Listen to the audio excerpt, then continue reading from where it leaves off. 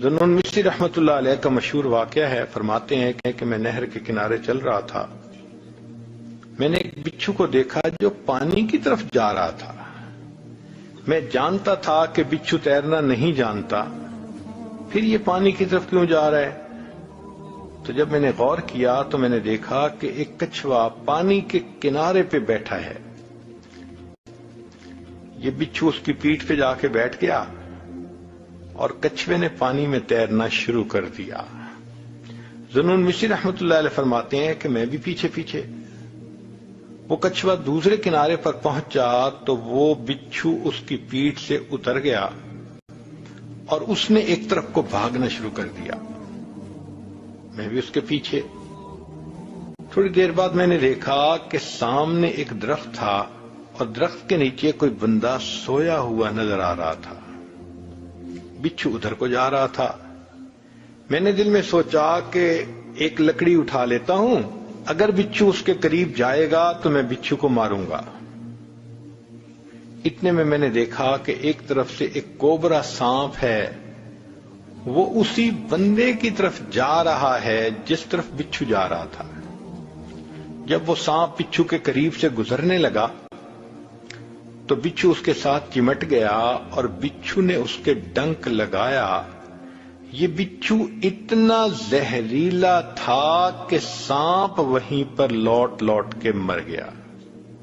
بس میں نے دیکھا کہ کچھوا کھڑا تھا، یہ بچھو اس کی پیٹھ پر بیٹھا اور کچھوے نے پھر اسے پہلے کنارے تک پہنچا دیا۔ میں نے دل میں سوچا کہ لگتا ہے کہ یہ درخت کے نیچے سونے والا کوئی بڑا ولایت کبریٰ کے مقام کا ولی ہوگا۔ میں لوٹ کے واپس آیا کہ میں اس ولی سے دعا کرواتا ہوں، تو میں نے دیکھا کہ وہ نوجوان تھا اور اس کے منہ سے شراب کی بو آ رہی تھی۔ میں نے اس کو جگایا اور میں نے اس کو کہا کہ دیکھ، تو شراب پی کے میٹھی نیند سو گیا، تیرا پروردگار جاگ جاگ کے تیری حفاظت کرتا رہا۔ جب اس نوجوان نے سانپ کو مرے دیکھا تو اس کی آنکھوں سے آنسو آ گئے، کہنے لگے اللہ آپ کتنے کریم ہیں، میں کبیرہ گناہ کا مرتکب ہو کے میٹھی نیند سو گیا، تو پروردگار جاگ جاگ کے میری حفاظت فرماتا رہا۔ اس نے کہا کہ میں آج کے بعد اپنے اللہ کی کبھی بھی نافرمانی نہیں کروں گا۔ اسی لیے انسان اللہ کے در سے دور بھاگتا ہے۔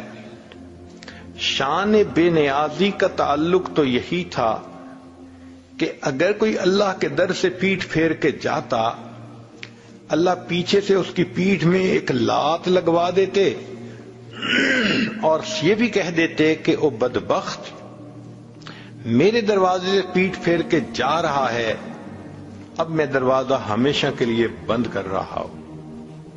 مگر اللہ تعالیٰ ایسا تو نہیں کرتے۔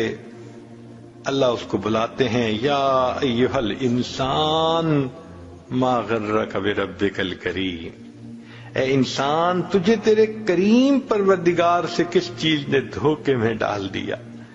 جیسے چھوٹا بچہ ماں سے روٹھ جاتا ہے تو ماں سمجھاتی ہے بیٹا ماما سے نہیں روٹھا کرتے۔ اس آیت مبارکہ میں اللہ تعالیٰ اپنے بندے کو سمجھا رہے ہیں، او میرے گنہگار بندے، میرے دروازے سے پیٹھ پھیر کے کیوں جاتے ہو، میں تو ابھی بھی تمہاری انتظار میں ہوں۔ کوئی ماں اپنے بچھڑے بیٹے کا اتنا انتظار نہیں کرتی جتنا پروردگار اپنے بگڑے ہوئے بندے کا انتظار فرماتے ہیں۔